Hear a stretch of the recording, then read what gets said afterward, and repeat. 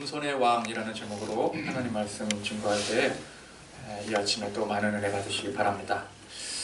어떤 동네에 교회와 절이 붙어 있었습니다.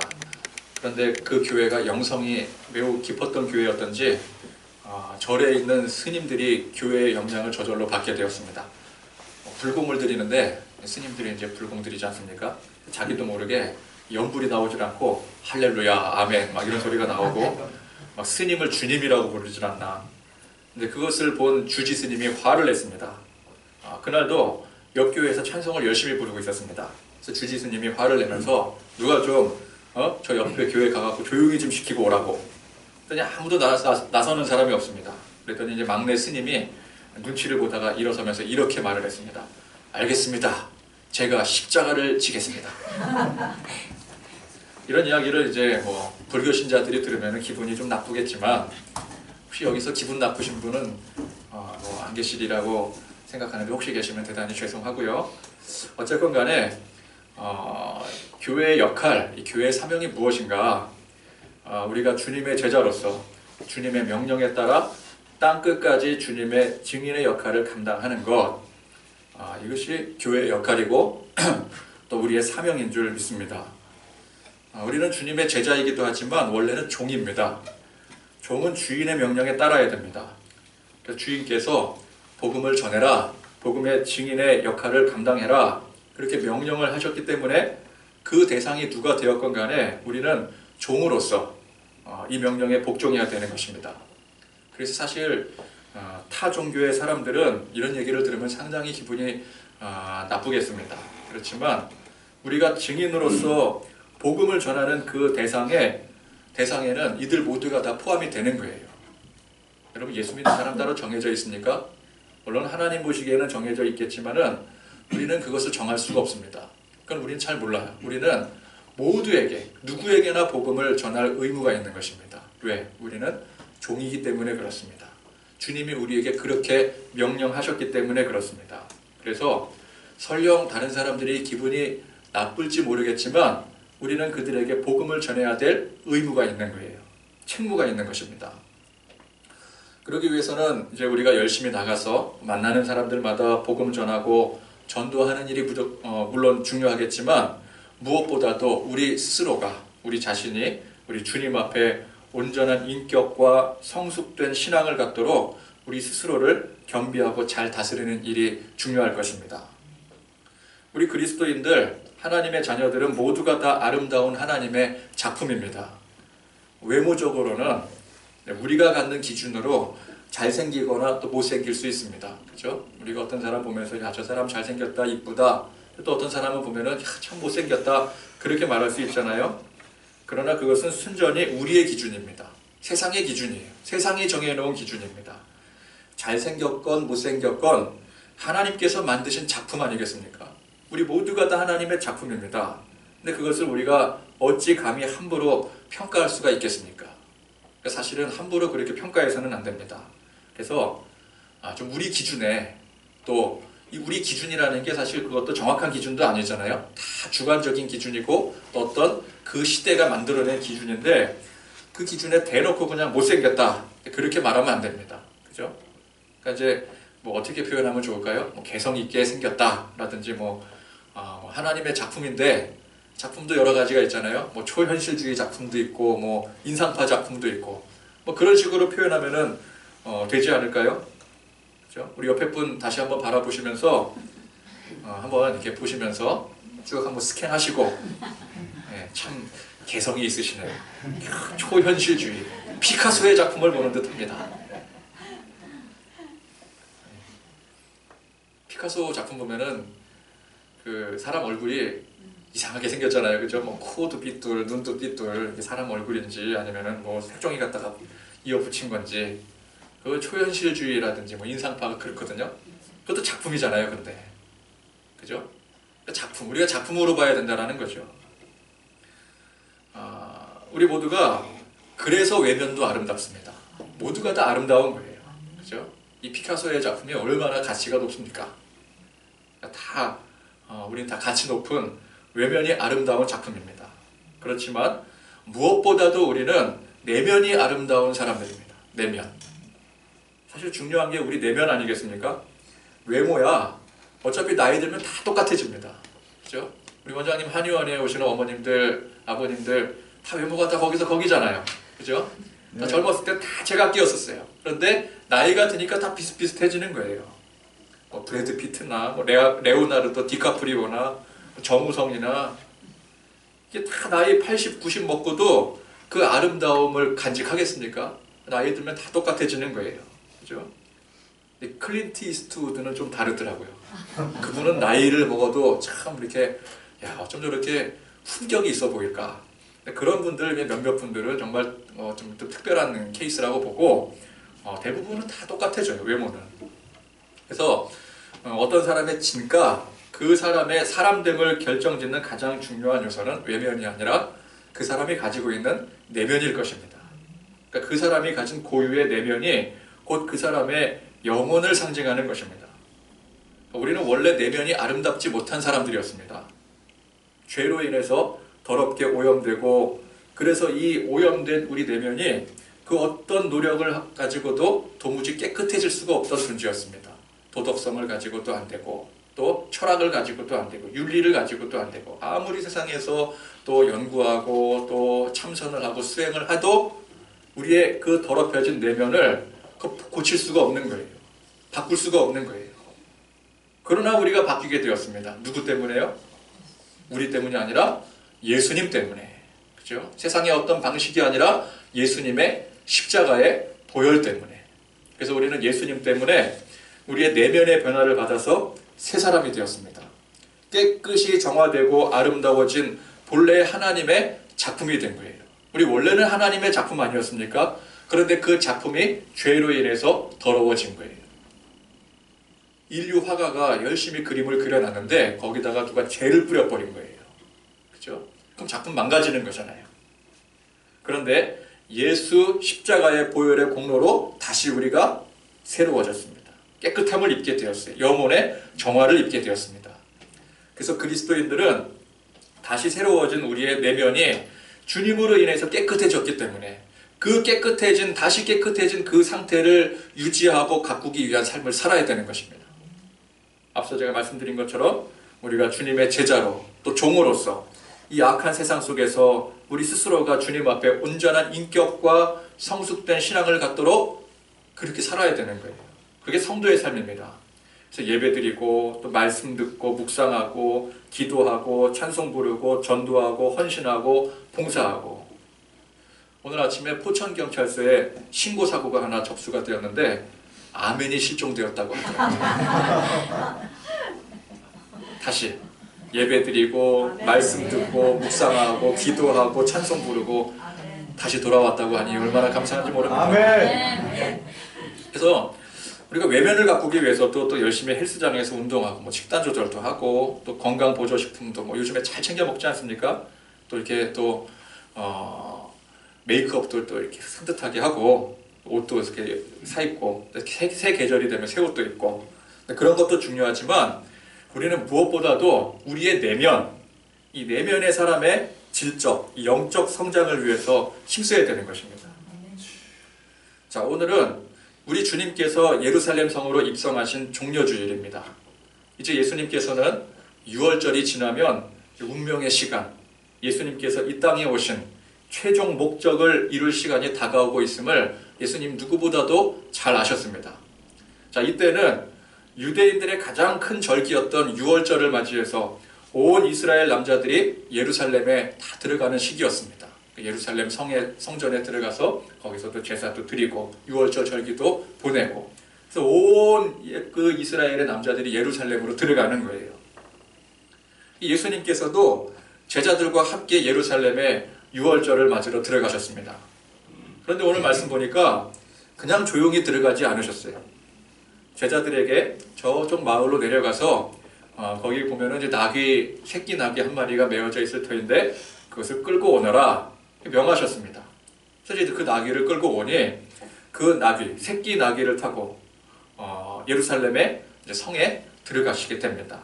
그랬더니 그 주변에 많은 사람들이 모여서 예수님의 행렬을 따르면서 찬송을 부릅니다. 자, 오늘 그래서 이 장면이 말씀에 기록이 되어 있는데 예수님께서 예루살렘을 한두 번 드났던 것이 아니잖아요. 그죠? 그럼 예수님께서는 언제나 예루살렘 성에 들어갈 때 이렇게 뭐 군중들 대동하고 나귀 타고 그렇게 뻑적지근하게 요란하게 그렇게 하고 들어가셨을까요? 예수님 한 번도 그렇게 들어가신 적이 없어요. 예수님은 항상 조용조용히 누가 볼세라. 그죠? 그런데 이날만큼은 특별하게 나귀 타시고, 나귀는 뭐 어느 때라도 탈 수 있겠죠. 그런데 많은 사람들을 대동하고 찬송 부르게 하고, 그렇게 오늘 그렇게 예수님께서 예루살렘 성에 들어가셨더라는 것입니다. 예수님이 뭐 관종도 아니시고, 그럼 관종이 뭔지 아세요? 관심종자, 관심받기를 원하는, 그죠? 예수님이 그런 분이 아니시잖아요. 그래서 이날 일부러 많은 사람들이 환영을 받으시면서 들어가신 것에는 분명한 이유가 있을 것입니다. 고대 로마에는 이 당시가 이제 로마 정복 시대잖아요. 로마 시대에는 그 로마의 위대한 정복자 혹은 장군, 로마는 이제 영토가 워낙 방대하기 때문에 항상 그 방대한 영토로 나가서 전쟁을 벌여야 되지 않겠습니까? 전쟁에 승리하는 사람이 정복자가 되는 거예요. 로마의 위대한 영웅이 되는 것입니다. 그래서 위대한 정복자, 영웅이 정복전쟁을 승리하고 이제 로마 시내로 돌아올 때, 입성할 때, 이때 개선의식을 행하게 돼요. 자, 이때 그 정복자가 어떤 위치에 있느냐, 혹은 얼마만큼의 전공을 세웠느냐에 따라서 개선식에서 사용되어질 말의 색깔, 그게 결정이 되고요. 또 마리수가 결정이 됩니다. 아무나 그냥 막 들어올 수가 있는 게 아니에요. 로마 이 공화 원로원에다가 그 허가서를 냅니다. 일종의. 그래서 내가 이렇게 공을 세웠는데 개선의식 허가해 주십시오. 그러면은 그 사람의 공적에 따라서, 위치에 따라서 어느 정도에서 어느 정도 범위까지 하거라. 그렇게 이제 허가를 해주면은 그 범위 안에서 개선의식을 하는 거예요. 그래서 이제 막 큰 영웅이다, 대단한 업적을 세웠다. 그러면은 말 색깔이 바뀌는데 백마가 제일 귀한 거예요. 백마.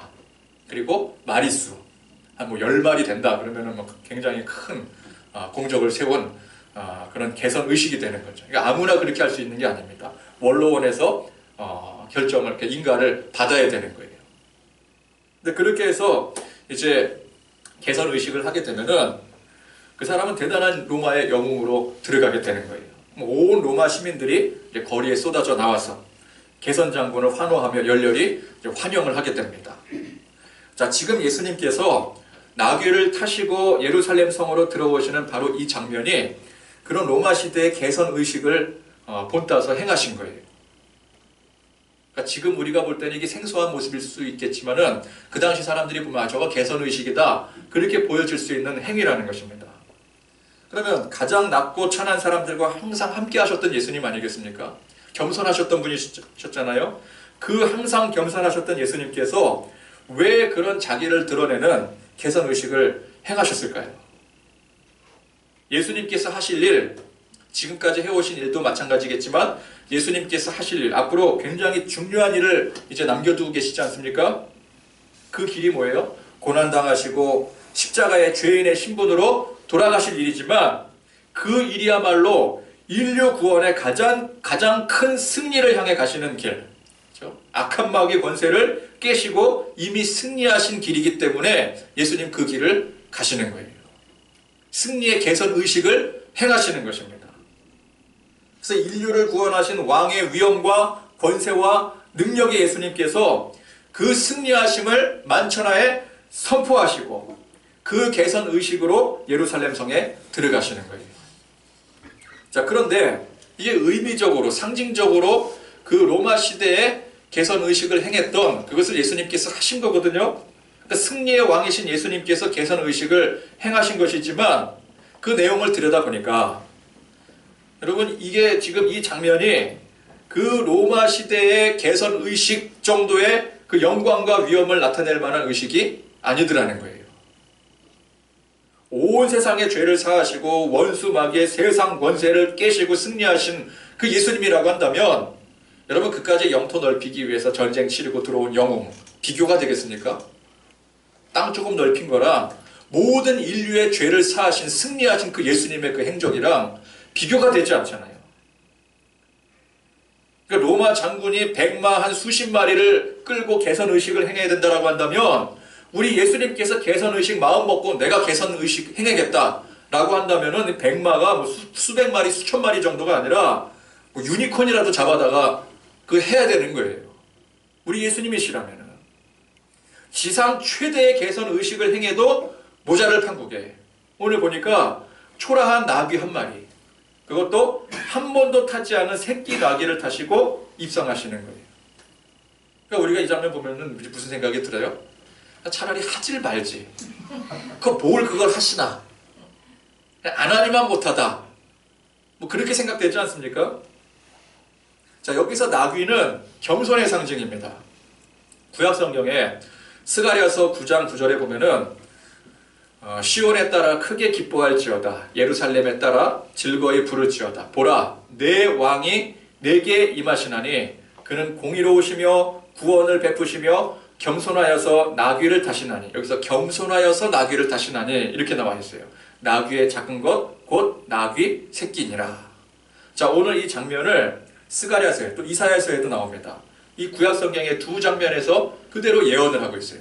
그러니까 오늘 이 장면은 구약 성경의 예언이 이루어지는 장면인과 동시에 예수님께서 의미적으로 상징적으로 들어오신 장면입니다. 나귀가 무엇의 상징이라고요? 여기서의 나귀는 겸손의 상징이라는 것입니다. 그러니까 세상의 왕, 세상의 영웅들은 수십 마리의 백마를 타고 의리의리하게 입성을 하게 되겠지만, 우리 예수님은 작고 보잘것없는 이 겸손의 상징인 나귀를 타고 입성하시는 거예요. 자, 이것이 예수님이 겸손의 왕이라는 상징입니다. 겸손의 왕. 이게 좀 말이 앞뒤가 맞지 않잖아요. 겸손의 왕이라는 말이. 왕은 높은 존재잖아요. 겸손은 낮은 존재를 말하는 것입니다. 근데 왕은 왕인데 겸손의 왕이라는 거예요. 또 다른 용어로는 종이신 왕입니다. 종이가 아니라 종, 노예. 이 노예, 종이랑 왕은 극과 극이잖아요. 예수님께서 왕이시면서 종의 몸으로 오셨어요. 종이시면서 왕의 모습으로 오신 거예요. 근데 사실 예수님은 겸손하신 이유가 전혀 없으신 분이십니다. 삼위일체 하나님께서 그보다 높고 위대하신 이가 세상에 존재하지 않는데 어떻게 그 하나님께서 겸손하실 수 있겠어요? 이건 태생적으로 겸손할 수가 없는 거예요. 그런데 그 예수님께서 우리의 죄를 해결하시기 위해서 가장 낮고 천한 인간의 모습으로, 인간의 몸으로 성육신하신 거예요. 여러분, 우리 인간 사회에, 우리 사회에 뭐 계급 구도를 가지고 말하기가 좀 그렇지만 가장 낮은 위치가 어딜까요? 제가 오늘 주일학교 아이들에게 이렇게 우리 사람들 중에서 가장 낮고 천한 위치가 누구일까? 어느 위치일까? 제가 물어봤더니 애들이 답변을 하는데 뭐 종이요, 뭐 노예요 그러는데 그보다 더 낮은 계급이 있어. 근데 못 맞추더라고요. 그거 되게 쉬운 건데. 여러분, 노예나 종보다 더 낮은 존재가 누굽니까? 죄수죠, 죄수. 죄수. 사형수. 여러분, 사형수 될래요? 아니면 그냥 노예 될래요? 둘 중에 하나 고르려면. 사형수 되느니 차라리 노예가 낫지. 그죠? 그러니까 세상에서 가장 낮고 천한 사람이 죄수예요, 죄수. 예수님께서 죄수의 신분으로 십자가에 달리시는 거예요. 가장 낮고 천한 모습으로 스스로 낮아지신 것입니다. 스스로 낮아지신 거예요. 그래서 이 성육신이야말로 예수님의 자기 비하, 겸손의 상징인 것입니다. 우리 인류의 죄를 위해서 십자가에 돌아가시기까지 예수님은 철저히 낮아지신 거예요. 그러니까 세상을 창조하시고 다스리시는 왕이시지만, 분명 예수님은 왕이시거든요. 만왕의 왕이시거든요. 동시에 누구보다도 낮아지시고 비하하신 겸손의 왕이신 것입니다. 종이신 왕이신 거예요. 그래서 종려주일 예수님께서 나귀를 타시고 예루살렘에 입성하신 이 일은 승리의 왕으로서 개선의식을 행하시면서도 또 나귀를 타시고 낮아지신 이 겸손의 왕을 상징하는 주님의 행적인 것입니다. 자, 이때 예수님께서 나귀 타시고 예루살렘에 개선 의식으로 입성하실 때에 그 예수님의 무리를 따라다니면서 호산나 찬송을 불렀던 사람들이 있었습니다. 많은 사람들이 예수님을 따랐어요. 근데 이 사람들은 어떤 사람이었을까요? 평소에 예수님을 흠모하고 따라다니던 사람들, 혹은 따르고 싶었던 사람들, 예수님의 소문 막 들었지 않겠습니까? 기적을 보고 또 병 고침 받고 그랬던 사람들이, 야, 예수는 나사렛에서 온 예수라는 사람인데 그분 대단하시더라. 그분이라면은 우리의 뜻을 이루어줄 거야. 또 보지 못했던 사람도 그 소문을 듣고, 야, 내가 저 예수님이라는 분 따르고 싶다. 그랬던 사람들이 예수님께서 예루살렘에 들어오신다는 얘기를 듣고 모인 거예요.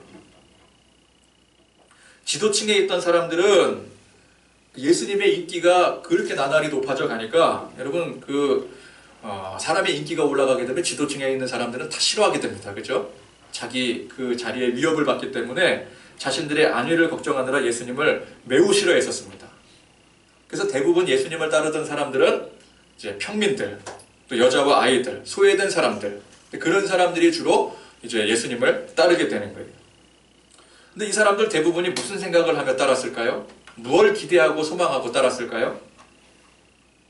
이 사회에서, 세상에서 소외당하고 그래서 힘겹게 살았던 자기 자신들의 삶에 서광을 비춰줄, 빛을 비춰줄 그 서민들 편에 선 왕으로서의 소망으로 이 예수님을 따르는 거예요.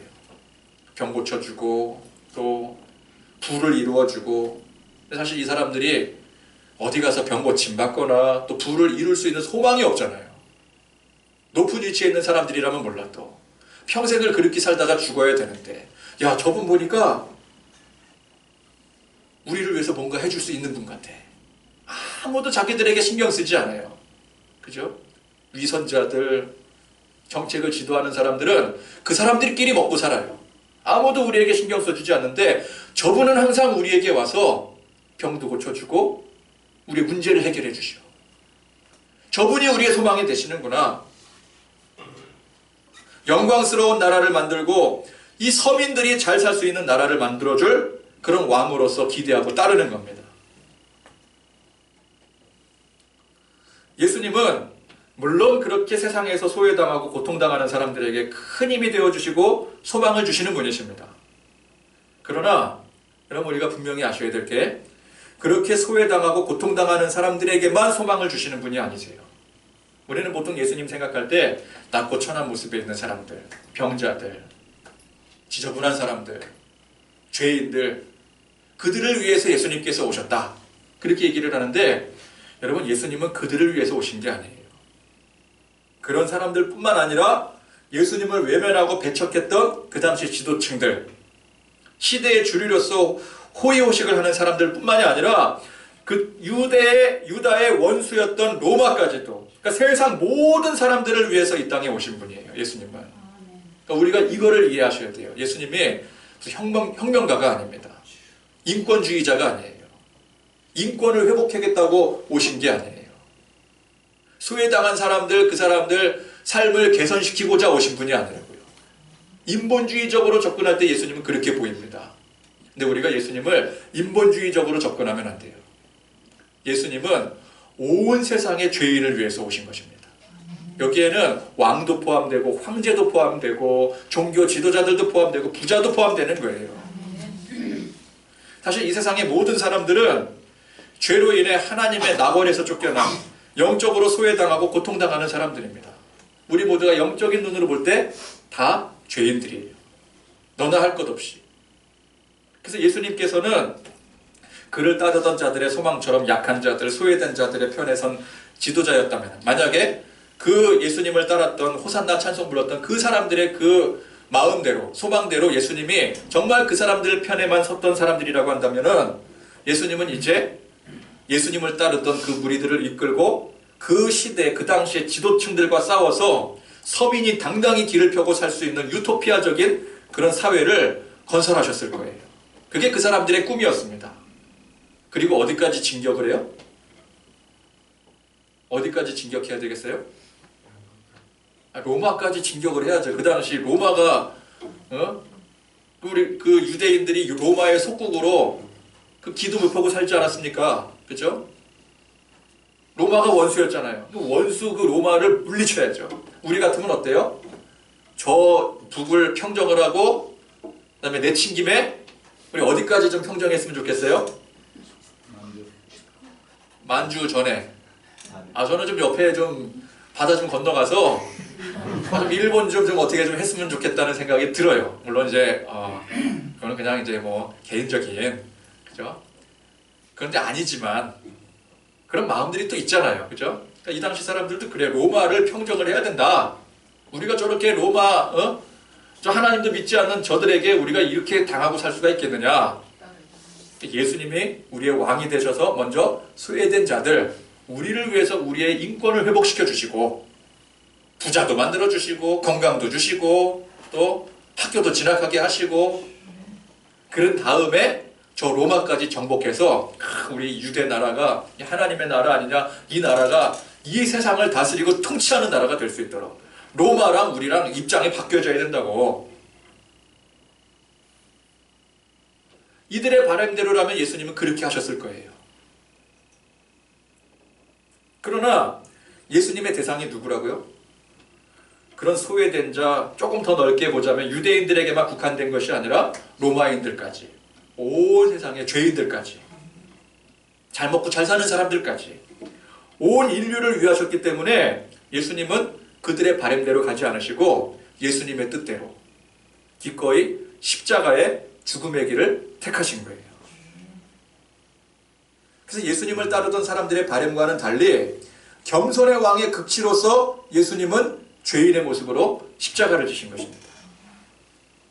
자, 오늘 이 종려주일이 종려나무가지를 흔들었다고 해서 종려주일입니다. 지금이야 우리가 이제 깃발을 들고 흔들겠지만 그 당시에는 종려나무를 꺾어서, 가지를 꺾어서 그걸 흔드는 게 그게 이제 그 시대의 상징이었어요. 그래서 종려주일입니다. 이 종려나무가지를 흔들고 왕으로 입성하신 예수님을 열렬히 찬양하며 지지했던 사람들과 같이 우리도 그 주님을 이 종려주일이라는 이 명분을 가지고 열렬히 찬양하며 경배하며 예배하고 있습니다. 자, 그런 우리가 바라고 경배하는 그 예수님이 어떤 분이십니까? 그 예수님이 겸손의 왕이라는 사실을 우리가 잊으면 안 되는 것입니다. 이 땅에 사시면서 인자는 머리 둘 곳조차 없다고 하셨습니다. 겸손의 길은 고난의 길이었습니다. 머리 둘 곳조차 없다시피 고난의 삶을 사시다가 이제 내일부터 시작되는 고난주간, 그 고난의 행적의 끝이 십자가의 처형이었어요.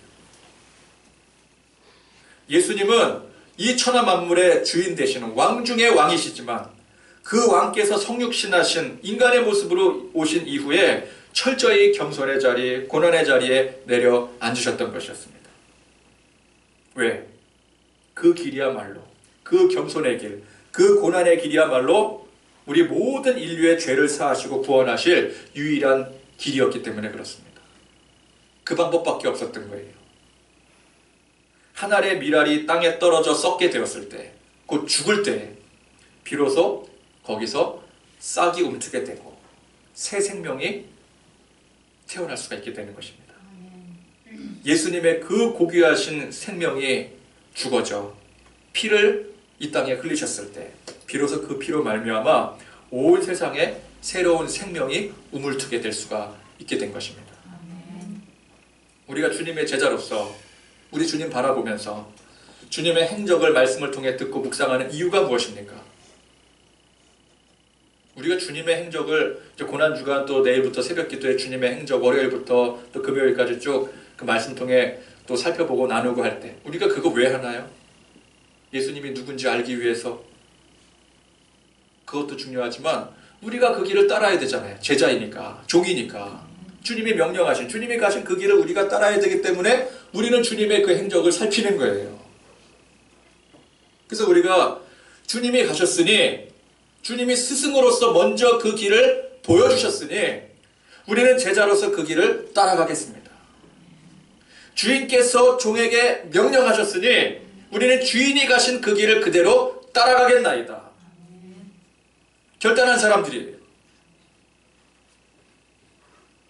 스승은 제자에게 희생과 헌신의 겸손의 극치를 보여주시는데 제자는 그와 반대인 삶을 살 수가 있겠습니까?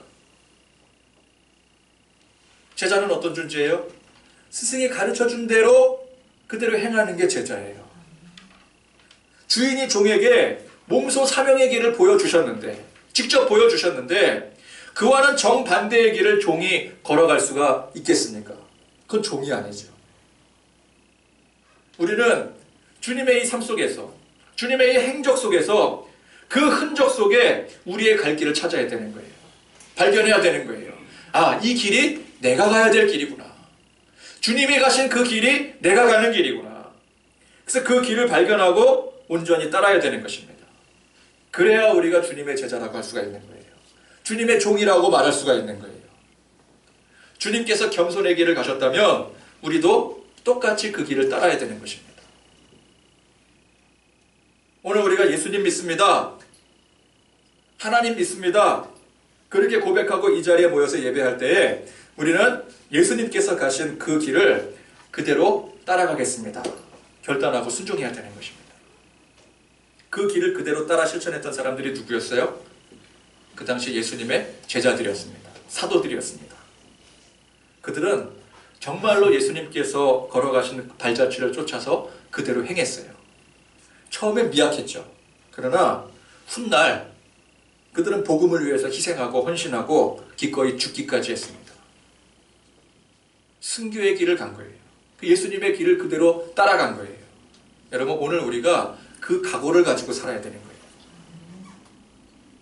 많은 사람들이 예수님의 입성을 찬양하며 따랐습니다.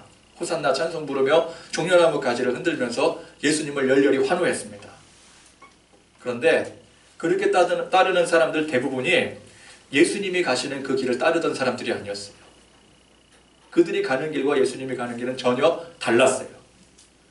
제각기 다른 생각, 제각기 다른 소원을 가지고 예수님을 따랐습니다. 결국 예수님께서 십자가에 돌아가실 때 그 예수님의 모습은, 십자가에 돌아가시는 그 모습은 그때 호산나 찬송 부르며 따랐던 그 사람들이 소망했던 모습이 아니었어요. 저렇게 가시면 안 되는데, 저게 지금 무슨 일이야? 우리를 인도해서, 우리를 이끌고 이 세상을 통치하셔야지, 통일하셔야지, 우리의 문제를 해결해 주셔야지. 아니, 내 문제 해결해 주시지도 않고 어딜 가시는 거야? 너무나도 실망스러운 모습이었어요. 우리가 하나님 앞에 기도하지 않습니까? 병 고쳐주세요, 물질 문제 해결해 주세요. 근데 그거 하나도 해결해 주시지 않고 훌쩍 십자가로 가시는 거예요. 돌아가셔 버린 거예요. 얼마나 실망스럽습니까? 야, 저 십자가에 저렇게 처형되는 모습 보려고, 그거 따르려고 우리가 이렇게 열렬하고 찬송했던가? 우리가 왜 그런 건가? 그 사람들은 모두가 실망하고 돌아갔습니다. 여러분, 오늘 우리가 무엇을 바라고 무엇을 기대하고 예수님 믿고 예배하고 기도하겠습니까? 혹 그때 예수님을 따르던 수많은 무리들처럼 소외당하고 세상에서 고통당하는 현실의 문제 해결해주고 내 이상, 내 소원을 채워주는 그런 대상으로서 예수님을 따르고 있지는 않는지요. 그렇다면 우리는 언젠가 실망하고 돌아서게 되어 있어요. 물론 그런 우리의 연약함을 다 아시고 또 그 가운데 살펴주시고 치유해 주시는 예수님이시지만 그것이 예수님의 궁극적인 목적이 아니었더라는 것입니다. 그래서 오늘 이 종려주일, 또 내일부터 시작되는 이 고난주간에 우리가 예수님에 대해서 좀 더 깊이 알아야 되고 좀 더 숙연하게 그분의 행적을 살펴야 되는 것입니다. 예수님을 3년 동안이나 쫓아다녔던 제자들도 그 순간까지는, 예수님이 십자가에 달려 돌아가실 때까지도 다른 따르던 무리들과 별반 다르지 않았었어요. 그 제자들도 실망하고 뿔뿔이 흩어졌습니다. 그러니까 이 제자들도 그때까지는 예수님 쫓아다니면서 뭐에 관심이 있었던 거예요? 예수님이 가시고자 하는 그 십자가의 길에 관심이 전혀 없었습니다. 사람들과 똑같았어요. 예수님 쫓아다니면 얻어먹을 콩고물에 관심이 있었던 거예요. 근데 중요한 게 무엇입니까? 그들이 결국은 나중에 변화되더라는 거예요. 이 변화되는 게, 이게 중요한 것입니다. 결국 그들은 예수님이 왜 이 땅에 오셨는지, 우리에게 가르쳐 주신 참 진리가 무엇인지를 깊이 깨달아 알게 되었습니다. 그럼 우리도 예수님 따라 예수님의 행적을 쫓아 살아가면서 처음엔 잘 모를 수가 있어요. 이게 3년, 5년, 10년 갈 수도 있습니다. 이 대단한 제자들도 3년 동안이나 허송세월 보냈는데, 그죠? 그러나 언젠가는 우리도 그 주님의 가신 그 길의 의미를 깨달아 알게 되고, 우리가 지금까지 살아왔던 삶의 방향을 수정해서, 완전히 수정해서 우리 주님 가신 그 길을 나도 쫓아가겠습니다. 그렇게 결단할 때가 온다라는 것입니다. 여러분, 오늘 이 종려주일에 나귀 타시고 입성하시는 예수님을 열렬히 환호하며 찬송 부르던 사람들 전부가 예수님의 진정한 제자들은 아니었더라는 것입니다. 그들 대부분은 외면적으로는 예수님 따르고 지지하던 사람들이었지만 내면적으로는 예수님을 배척하고 거부했던 사람들과 사실 별반 다르지 않는 사람들이었어요. 외적으로 보여지는 모습으로 평가할 수 없는 것입니다. 우리는 겉으로 보여지는 모습이 아닌 우리의 내면이 중요한 것입니다. 그냥 예수님을 따라간다, 예배드린다, 이 모습이 중요한 것이 아니라 우리 내면에 얼마나 우리가 예수님을 잘 알고 있는지, 그리고 예수님께서 걸어가신 그 길을 따라가겠노라 결단하고 있는지, 그 마음의 중심, 믿음의 중심이 그것이 중요한 것이죠. 우리가 주님이 가신 그 길을 깊이 묵상할 줄 알고, 그래서 그 길을 묵묵히 따르기를 원하고 순종할 줄 아는 사람이 진정한 그리스도인인 것입니다. 그래서 우리의 내면이 성장하고 믿음이 자라고 성숙한 그리스도인들이 되어서 이 세상에서 우리가 살아가지만 그 가운데 우리도 예수님처럼 헌신하고 희생할 줄 아는 그런 겸손의 사람이 되기를 간절히 소망드립니다. 아멘. 소망합니다. 아멘. 우리 내면에 올바른 질서가 잡히고 성숙한 신앙이 뿌리내리는 길이야말로 진정한 축복의 길, 행복한 삶이 아니겠습니까? 우리는 주님이 원하시고 주님께서 인도하시는 그 길을 따라야 행복한 거예요. 근데 그 길을 따르지 않으면 뭘 해도 행복하지가 않아요. 여러분, 그 진정한 행복을 누리시기를 바랍니다. 아멘. 발견하고 누리시기를 바라요. 그럴 때 자연스러운 그 영향력으로 우리 주변에까지, 믿지 않는 사람들에게까지 그 그리스도의 향기를 바라는, 이게 그리스도의 향기입니다. 저와 여러분들이 되실 수 있기를 간절히 소망합니다. 아멘. 한 알의 밀알이 떨어져 결국 그 자리에 싹이 맺게 되고 열매 맺게 되는 예수님과 같은 사람들이 되기를 간절히 축원드립니다. 아멘. 들은 말씀 생각하시면서 십자가 그 사랑 찬양하시겠습니다.